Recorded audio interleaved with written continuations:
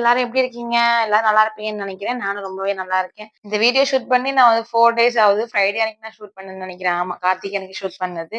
But எனக்கு டைமே கிடைக்கல அப்லோட் பண்ண. இன்னைக்கு தான் அப்லோட் பண்ண டைமே கிடைச்சிருக்கு. சரி, குட்டீஸ வச்சுட்டு வீடியோ ஷூட் கூட பண்ணிடலாம். ஆனா வந்து அது வாய்ஸ் குடுத்து அப்லோட் பண்ண சுத்தமா முடியவே இல்ல. ஏன்னா தம்பி பேசிட்டே இருப்பான், அழுவான். அதனால எனக்கு கன்டினியூஸா வாய்ஸ் குடுக்கவே முடியாது. அதனால இப்படி தள்ளி தள்ளியே போயிட்டு இருக்குது. நானே எப்படியாவது ஒரு 2 வீக்ஸ் ஒன்ஸாவது எப்படியாவது வீடியோ போடணும்னு நெனைப்பேன். ஆனா முடியவே முடியாது. ஆனா கண்டிப்பா நான் நெனச்சேங்க. 1K சப்ஸ்கிரைபர் நம்ம எப்ப ரீச் பண்றோமோ, வாரம் வாரம் கண்டிப்பா ஒரு வீடியோ போடணும்னு சொல்லிட்டு.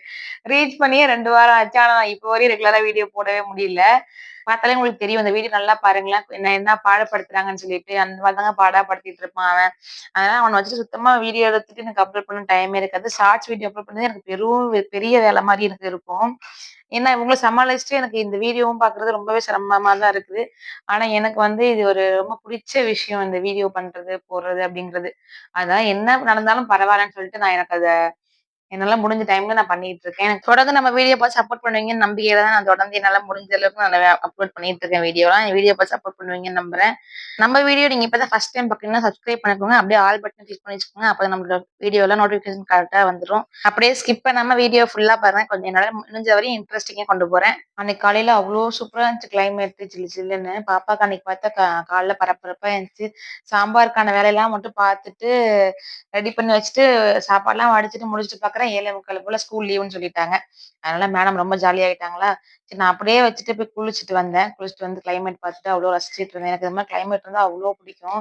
அப்படியே ஊட்டி கொடைக்கானல் ஃபீலே தான் எனக்கு இங்க கிடைச்சது. அவ்வளோ சூப்பரா இருந்துச்சு. அப்படியே எல்லாத்தையும் பார்த்துட்டு நெறைய மயிலு, வாத்து எல்லாமே அங்க எங்க வீட்டுக்கு எதித்தாப்புல வரும். அதுல வந்து கொஞ்சம் நின்னு பார்த்துட்டு அதுக்கப்புறம் தான் உள்ள போயிட்டு ஒவ்வொரு வேலையா பார்க்க ஆரம்பிச்சேன். ஒரு 4, 5 லாங் வீடியோஸ் போட்டிருப்பேன்னு நெனைக்கிறேன். ஆனா இன்ன வரை என்னைய பத்தி நான் ஃபுல்லா சொன்னதே கிடையாது. என்னோட பேர் வந்து ஜெயப்பிரியாங்க. நான் வந்து ஸ்கூல் லெவல் மட்டும் தான் படிச்சிருக்கேன். இன்னும் காலேஜ் லெவல்லாம் எதுவும் படிக்கல. ஸ்கூல் லெவல் படிச்சு முடிச்சேன். அதுக்கப்புறம் மேரேஜ் ஆயிடுச்சு. அப்படியே வந்தாச்சு.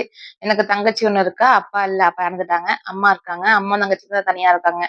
அப்புறம் வந்து என் கூட பொறக்கலனாலும் என் கூட பிறந்த மாரி எனக்கு 2 தம்பிங்க இருக்காங்க. ஒரு அண்ணன் இருக்கான். ஆ அது மாரி தாத்தா, பாட்டி எல்லாரும் இருக்காங்க. எங்க மாமனார், மாமியார் எல்லாரும் ஊர்ல இருக்காங்க. நாங்க வந்து இப்ப கல்யாணம் பண்ணதுனால இங்க திருப்பூர் வந்துட்டேன். என் ஹஸ்பண்ட் வந்து எங்க அம்மாவோட தம்பி, பெரியப்பா பையன். எனக்கு மாமா தான் வேணும். அவங்கள தான் கல்யாணம் பண்ணியிருக்கேன். அவங்க 10, 15 வருஷமாவே இங்க தான் இருக்காங்க. இங்க தான் வேலை பார்த்துட்டு இருக்காங்க. அதனால இங்க வந்து செட்டில் ஆகுற மாரி ஒரு சூழ்நிலை. அதனால இப்போதைக்கு இங்க இருக்கோம்.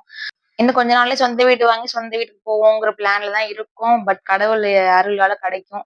ஆனா அதுக்கு எல்லாமே சீக்கிரம் கிடைக்காதுல்ல. மெதுவா தான் நடக்கும். அதனால அது ஒரு நாள் நடக்கும். அதுக்காக வெயிட் பண்ணிட்டு இருக்கோம். நம்ம வீடியோஸ் ரெகுலரா பார்க்குறவங்களுக்கு கண்டிப்பா தெரிஞ்சிருக்கும். எனக்கு ஒரு குட்டி பையன் இருக்கான். ஒரு பொண்ணு இருக்காங்க.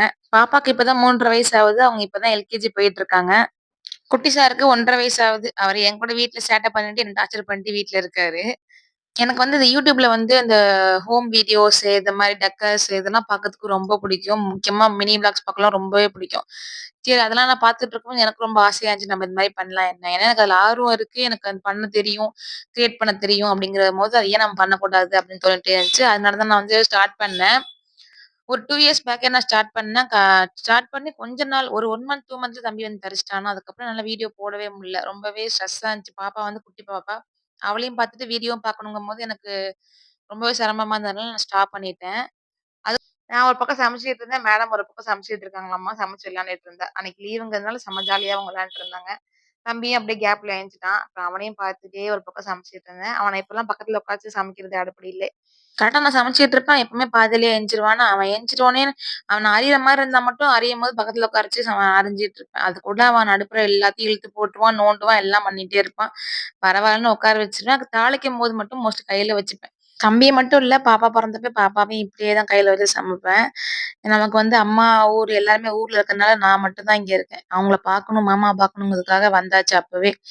பாப்பா பொறந்து ஒரு 3 மந்த்ஸ் இருக்கும் நான் இங்க வரும்போதுன்னு நெனைக்கிறேன். இல்ல 3 மந்த்ஸ் கூட இருக்காது. 2 மந்த்ஸ்லயே நான் இங்க வந்துட்டேன். அதுக்கப்புறம் அம்மா ஒரு 6 மந்த் வந்து அதுக்கப்புறம் வந்து இருந்தாங்க. பாப்பா இந்த மாரி டைம்லலாம் நான் தான் பார்த்துக்கிட்டேன். அதே மாரி இப்ப தம்பிக்கு அது கூட இல்லங்க. தம்பிக்கு ஒரே 1 மாசம் மட்டும் வந்து இருந்தாங்க, பார்த்துக்கிட்டாங்க. அதுக்கப்புறம் ஃபுல்லாவே நான் தான். தம்பிக்கு 1 மாசங்கும்போது நான் இங்க வந்துட்டேன்.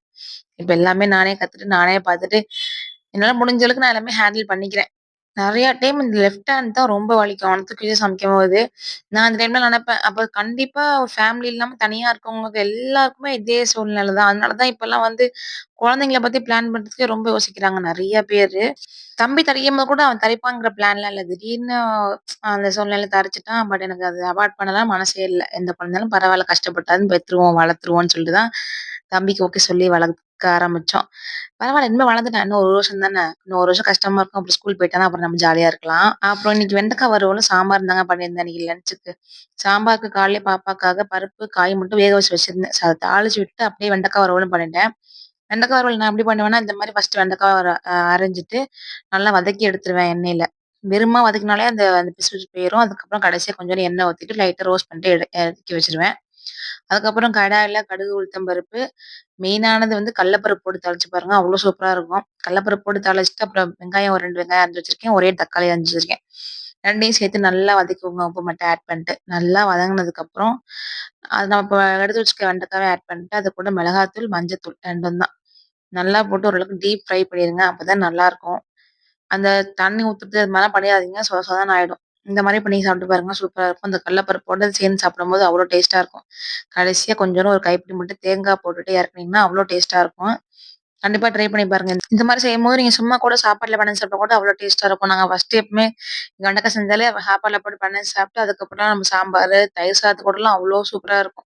இப்படிதான் அப்பப்ப அழுவான், அப்பப்ப தூக்க சொல்லுவான். அப்புறம் அவனே வந்து அழுவான், திரும்ப இறக்க சொல்லுவான். இந்த மாரி தான் போயிட்டுருக்கும். எப்படியோ ஒரு வழியா 2 பேரையும் சமாளிச்சுக்கிட்டே சமைச்சுட்டு இருந்தேன். சாம்பாருக்கு வந்து மெயினானதே தாளிப்பு தாங்க. அந்த காய் வேக வைக்கிறது, பருப்புலாம் ஒரு விஷயமே கிடையாது. சாம்பார் தாளிக்கணும். அப்படியே கமகமன்னு தாளிச்சா தான் சாம்பார் இறங்குமே. அதுக்காக ஃபர்ஸ்ட்டு எண்ணெய் ஊத்திக்கணும். ஆனா நெய் கூட இருந்தா ஆட் பண்ணிக்கலாம். நான் நெய் இல்லனால அன்னைக்கு எண்ணெயில தாளிச்சிருந்தேன். கடுகு, உளுத்தம் பருப்பு 2 2 வெந்தயம், 2 2 மிளகு, சீரகம் நெறையா சேர்த்துட்டு, பெருங்காயம் நெறையா சேர்த்துக்கோங்க. நல்லா இது நல்லா பொரிஞ்சு வந்ததுக்கப்புறம் கருவேப்பில ஆட் பண்ணிக்கிட்டு, நம்ம எடுத்து வச்சிருக்க வெங்காயம் சின்ன வெங்காயம் நெறைய வச்சிருக்கேன். 10 சின்ன வெங்காயம் அதையும் நல்லா போட்டு நல்லா வதக்குனதுக்கப்புறம், தக்காளியும் 1 போட்டு நல்லா வதக்கிக்கோங்க. நான் வந்து இப்படித்தாங்க வதக்குவேன். வேக வைக்கும்போது ஒரு தக்காளி, வெங்காயம் ஆட் பண்ணுவேன். பட் இருந்தாலும் எனக்கு சின்ன வெங்காயத்தோட ஒரு தக்காளி போட்டு வதக்குனா டேஸ்ட்டா இருக்கும். அது கூடவே சாம்பார் பொடி ஒரே 1 ஸ்பூன் மிளகாத்தூள் மட்டும் ஆட் பண்ணிப்பேன். ஆட் பண்ணி நல்லா வதக்குனதுக்கப்புறம், நம்ம எடுத்து வச்சிருக்க பருப்பையும், வேக வச்ச காயையும் போட்டுட்டு, நல்லா கொதி வரும்போதே நான் கொதி வரதுக்கு முன்னாடியே கொத்தமல்லி தூவிருவேன். ஏன்னா, அது கொதிக்கும்போது அந்த கொத்தமல்லியோட ஸ்மெல் வந்து நல்லா சாம்பார்ல ஊறுன மாரி ஃபீலா இருக்கும். அதனால கொதிக்கிறதுக்கு முன்னாடி கொத்தமல்லியும் ஆட் பண்ணிட்டு நல்லா கொதிக்க விட்டுட்டு ஆஃப் பண்ணிட்டேன். நான் எப்பவுமே இந்த மாரி சாம்பார் தாங்க தாளிப்பேன். ஒவ்வொருத்தவங்க ஒவ்வொரு மாரி தாளிப்பாங்க. எனக்கு இந்த மாரி தாளிச்சா தான் பிடிக்கும். அப்பதான் அந்த சாம்பார் பொடி நம்ம சேர்த்தது எல்லாமே ஒரு ஃப்ளேவர் வந்து சூப்பரா இறங்கியிருக்கும். கொத்தமல்லி மெயினா. கொத்தமல்லியோட ஃப்ளேவர் நல்லா இறங்கியிருக்கும். இந்த மாரி ட்ரை பண்ணி பாருங்க. முன்னாடியே போட்டு வச்சுட்டு அப்புறமா கொதிக்க விடுங்க. அவ்ளோ டேஸ்ட்டா இருக்கும். அப்புறமா ஒரு வழியா எல்லாத்தையுமே ஒரு பக்கம் மாத்தி வச்சாச்சு. எல்லாத்தையும் கொஞ்சம் மாத்தி வச்சுட்டு சாம்பார மட்டும் அப்படியே வச்சுட்டேன். ஏன்னா, அது திரும்ப நைட்டு சூடு பண்ணி சாப்பிடுற மாரி இருக்கும்னு சொல்லிட்டு அதிலேயே வச்சுட்டு, மீதி எல்லாத்தையும் மாத்தி வச்சாச்சு. கையோட இப்படிலாம் கிளீன் பண்ணிடுறதுங்க கிச்சன. முன்னாடிலாம் நான் பக்காவா கிளீன் பண்ணி தொடச்சு அது மாரிலாம் ஆள்லாம் கிடையவே கிடையாது. இப்போ ரீசென்ட்டா வந்து எனக்கு எப்ப ஃப்ரீ டைம் கிடைக்காது. அதனால தம்பி விடமாட்டாங்கிறதுனால, கையோட கையோட கடகடன்னு முடிஞ்ச வரை எல்லா வேலையுமே பார்த்துடுறது. அப்படியே எல்லாத்தையும் எடுத்து வச்சுட்டு ஃபுல்லாவே தொடச்சு விட்டுருவேன் கிச்சன் கவுண்டர் டாப்பயே. கவுண்டர் டாப்பே தொடச்சுட்டு பார்த்தா தான் நிம்மதியா இருக்கும். அதுக்கப்புறம் தான் மத்த வேலையே பார்க்குறது. அன்னைக்கு கார்த்திகைங்கிறதுனால கொஞ்சம் வேலையுமே ஜாஸ்தியா இருந்துச்சா, சரி இந்த வேலை நம்ம திரும்ப பார்க்க முடியாதுன்னு சொல்லிட்டு நம்ம எடுத்ததெல்லாம் அந்த இடத்துல வச்சுட்டு, ஃபுல்லாவே எல்லாத்தையும் கிளீன் பண்ணிட்டு அப்புறமா துடைக்க போயாச்சு வீடு. நேத்து தான் ஒட்டடலாம் ஃபுல்லா அடிச்சு விட்டதுனால, அன்னைக்கு நான் வந்து ஒட்டடலாம் அடிக்கல. வீடு மட்டும் தொடச்சு விட்டேன். ஒரு நாளைக்கு எல்லா ஃபோட்டோவுமே எடுத்து கிளீன் பண்ணணும். ஒவ்வொரு யூடியூபரோட வீடியோலாம் பார்க்கும்போது, இவங்க யூடியூப் வீடியோக்காக வீட இப்படி வச்சிருக்காங்களா? இல்ல எப்பவுமே அவங்க வீடு இப்படித்தான் இருக்குமாங்கிறது ரொம்ப ஆச்சரியமா இருக்கும். எனக்கு வீடு நான் என்ன பண்ணாலும் அது அப்படி இருக்கவே இருக்காது. ரொம்ப நாஸ்தியா ஆயிட்டே இருக்கும். ஆனா வந்து எப்படி வந்து இவங்கலாம் இப்படி மெயின்டெயின் பண்றாங்கன்னு தெரியல. நான் கிட்ஸ் வச்சிருக்காங்க வீட்லயுமே வீடியோஸ்ல கூட நான் பார்த்துருக்கேன். அவங்களுமே நீட்டா வச்சிருக்காங்க. வீடியோக்காக அப்போதைக்கு கிளீன் பண்ணி வைக்கிறாங்களான்னு தெரியல. ஆனா எனக்கு அப்படிலாம் இல்லங்க. நான் எப்பவும் என்ன பண்றேனோ, அதத்தான் நான் வீடியோவா எடுத்து போட்டுட்டுருக்கேன். என் பிள்ளைங்க அப்படிலாம் கிடையாது. நான் எப்படி இப்ப வச்சாலும் அத அத ஒரு செகண்ட் தான் டக்கு டக்குன்னு மாத்தி பொருத்தி போட்டுருவாங்க. நான் எடுத்து வைப்பேன், திரும்ப மாத்தி போடுவாங்க. அது மாரி நான் கடுப்பாய் சில நேரத்துல போட்டுலாம் உட்காந்துருவேன். ஆனா ஒவ்வொரு யூடியூப்ஸ்லாம் பார்க்கும்போது அவ்ளோ ஆசையா இருக்கு அவங்க வீட்லாம் பார்க்கும்போது. நம்மளும் எப்படா இந்த மாரிலாம் வீடு வச்சிருப்போம் அப்படிங்கிற மாரி தான் தோணும். கண்டிப்பா நமக்கு ஒரு நாள் நாள் மாறும். எல்லாரும் நம்ம குட்டீஸும் ஸ்கூலுக்கு போயிட்டாங்கன்னா, அப்புறம் புரிஞ்சுக்க ஆரம்பிச்சுட்டாங்கன்னா கொஞ்சம் பிரச்சனை இருக்காது. ஒரு வழியா இந்த ஹால மட்டும் ஒரு 2 வாட்டி தண்ணி போட்டு துடைப்பேங்க. அப்புறம் கிச்சன் 2, 3 வாட்டி துடைக்கிற மாரி இருக்கும். ஏன்னா கிச்சன் மட்டும் எப்பவுமே ஒரு எண்ணெய் பிசுபிசுப்பு இருந்துட்டு இருக்கிறதுனால, டெய்லியுமே துடைக்க மாட்டேன். ஹால் மோஸ்ட்லி டெய்லியும் துடைச்சுருவேன். டெய்லியும் துடைக்கிற மாரி பண்ணிருவான் குட்டி பையன். எதையாவது ஒண்ணு ஊத்தி வச்சுருவான். அதனால டெய்லியுமே ஒரு மாப் போடுற மாரி இருக்கும்.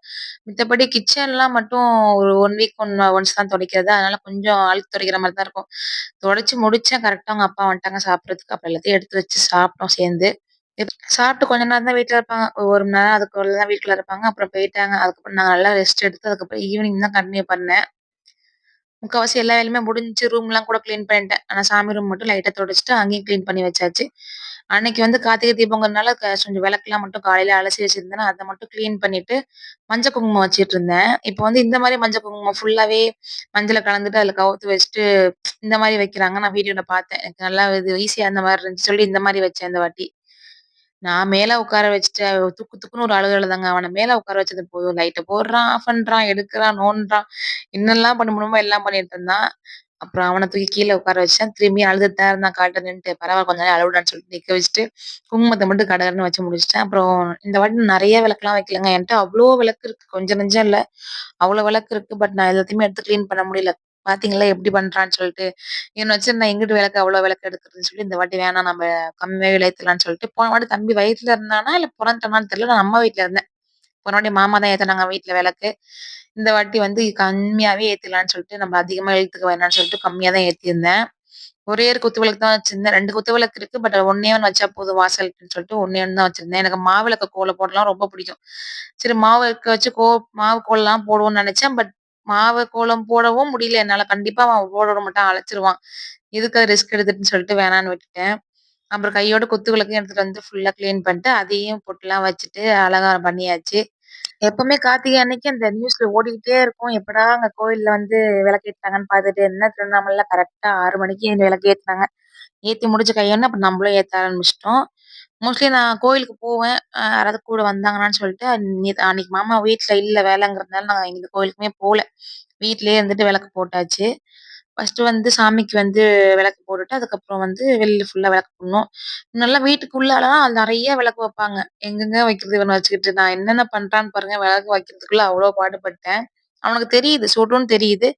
பட் அத போய் கால வைக்கிறது, தள்ளி விடுறது, இந்த மாரிலாம் பண்ணிட்டு இருந்தான் அவன்.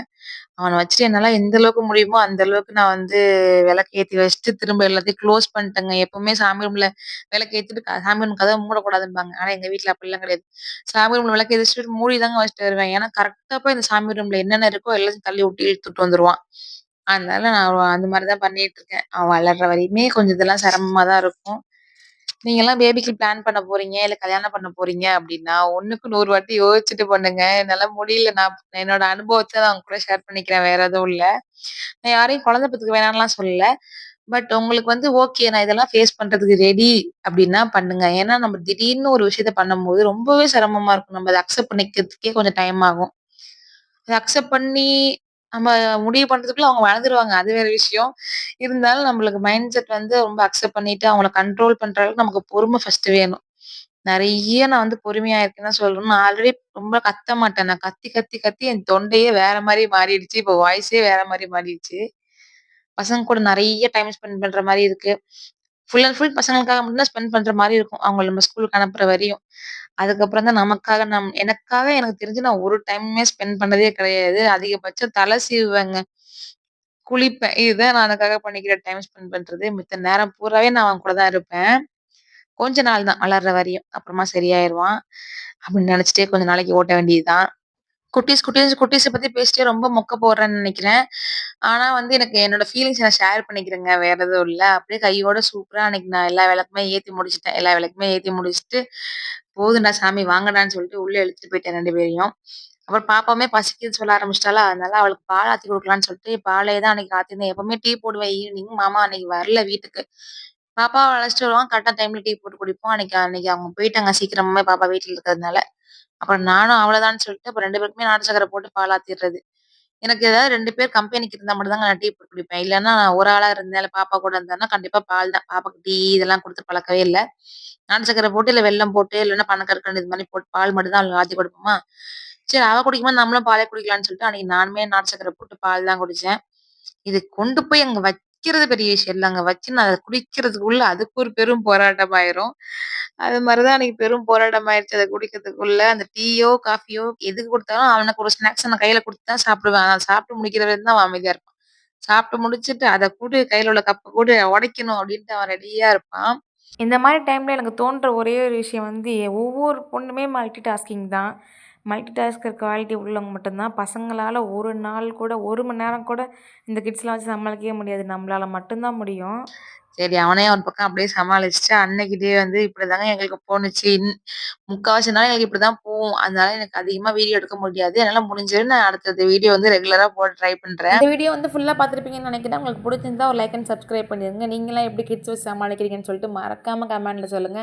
பார்க்குறவங்களுக்கு, படிக்கிறவங்களுக்கு ரொம்ப யூஸ்ஃபுல்லா இருக்கும். Tata bye bye. See you next video.